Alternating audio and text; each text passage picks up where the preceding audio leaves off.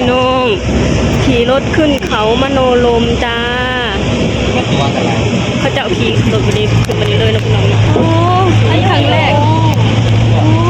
โชคดีดีโชคดีจังเลย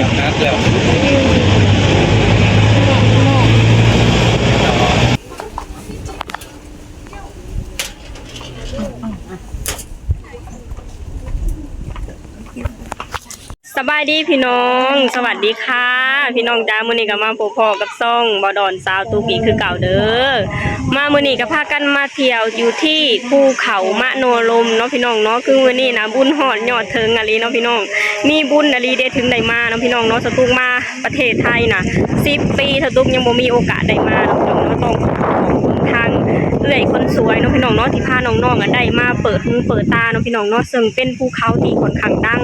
แล้วก็หน้ามาแห้งพี่น้องทิวทัศน์นะงามพี่น้องเอ้ยเบิ่งนะผมทิวทัศน์บรรยากาศงามแห้งอะลีพี่น้องนี่งามแห้งอะลีเนี่ยอยู่ข้างหลังนี่คือผาเลยพี่น้องนี่นะผาองค์บางใหญ่เลยนี่นะพี่น้องบรรยากาศโอ้ยสวยงามจังเลยคิดฮอดบ่ดอนกับเอมมี่เด้ยังไงเอมมี่กับบ่ดอนมาลิดนำกันเนาะพี่น้องเนาะเบิ่งนะพี่น้องบรรยากาศงามแห้งเพิ่นจัดได้โอ้โหอย่างโอเคเลยพี่น้องไปเดี๋ยวเฮาขึ้นไปข้างบนไปนำกันเนาะพี่น้องเนาะคนดีกับป้าเพิ่นขึ้นไปก่อนเลยเนาะพี่น้องเฮาไปขึ้นไปชมทิวทัศน์อยู่ข้างบนกันเลย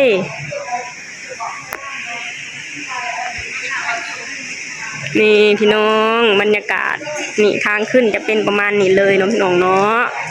ป้าพี่น้องป้าเฮาขึ้นไปเบิ่งนำกันเด้อสตุกตื่นเต้นนะพี่น้องบ่เคยมาจักเทื่อเลยพี่น้องเลยนี่เป็นแบบนี้เลย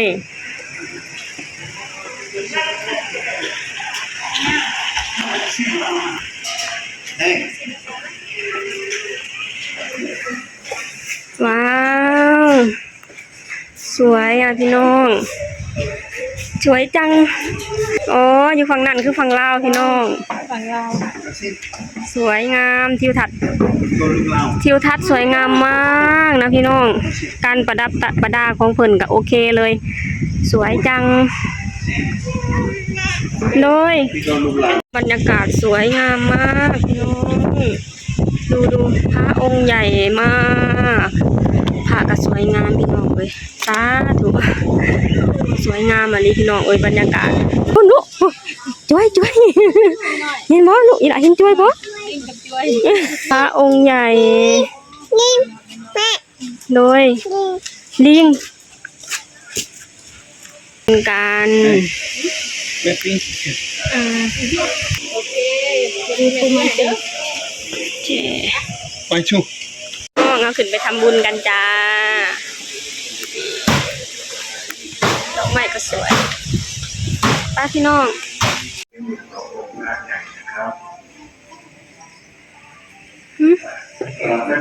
มีคนลาวมาทำบุญนี่เลยพี่น้องนะเงินกีบมีเงินกีบด้วยนะพี่น้องนี่มีเงินกีบด้วย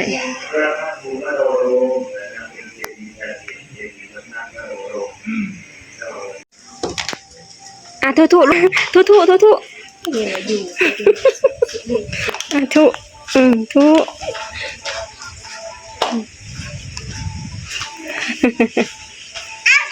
เรามาทำบุญกันเด้อ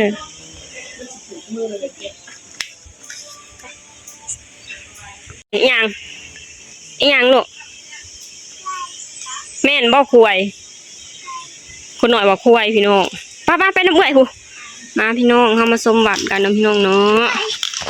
วัดเพิ่นได้จัดขึ้นแบบงามนะพี่น้องอยู่ท่ามกลางธรรมชาติอยู่ที่ภูเขาพี่น้องเนาะอยู่เพิ่นแล้วอยู่ท่ามกลางธรรมชาติที่ร่มเย็นเนาะพี่น้องเนาะสวยงามมากเนาะพี่น้องเนาะเป็นสถานที่น่าท่องเที่ยวอย่างหนึ่ง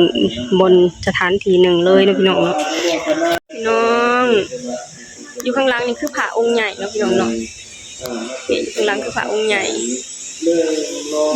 บรรยากาศน่าเที่ยวมากเลยพี่น้องอยู่ทางกลางธรรมชาติแล้วพี่น้องเนาะอยู่ภูเขาทำกลางธรรมชาติอากาศร่มรื่นเย็นสบายเนาะพี่น้องเนาะมื้อนี้อากาศก็ดีเนาะอากาศเป็นใจเลยเนาะพี่น้องสวยแบบเพิ่นยังงามเลยไหนเด้อพี่น้อง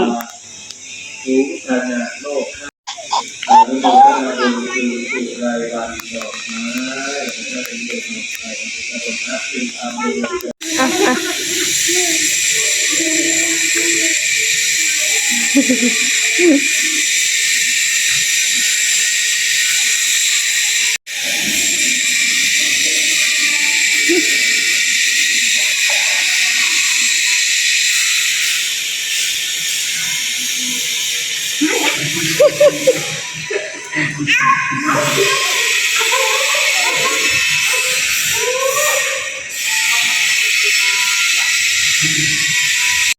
เดี๋ยวเราไปขึ้นลิฟต์กันเนาะพี่น้อง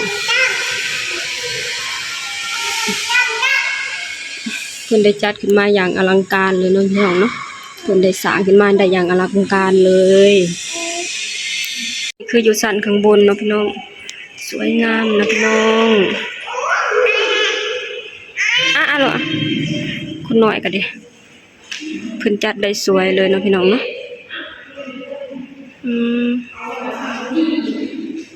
เป็นสถานที่น่าท่องเที่ยวสถานที่หนึ่งเลยนะพี่น้องขึ้นมาไหว้พระอยู่ข้างบนนะพี่น้องโอ้โหวิวเย็นสบายนะพี่น้องอลังการมาก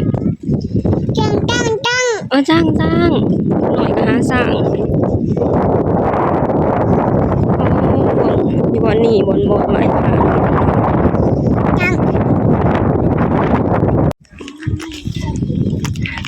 ขอบคุณก็อย่าบอกคอยภาวนาซะถูกให้มีโอกาสมันมีตลอดเด้อขอให้กลับมาเยือนอีกครั้งหนึ่ง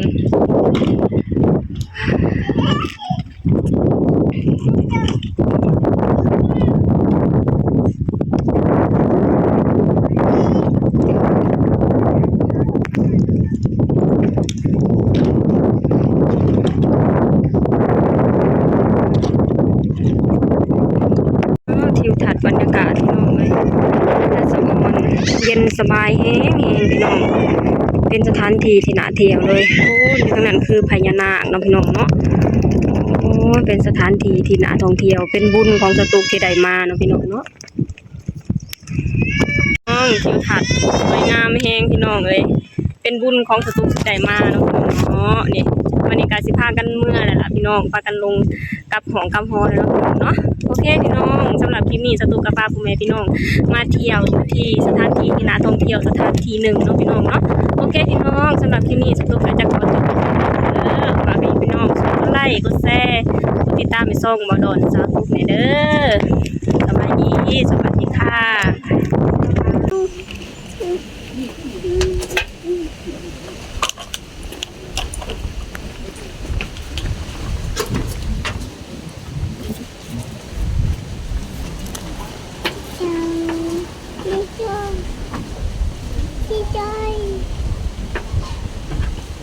อย่ากินอย่าอมโน่อย่าอม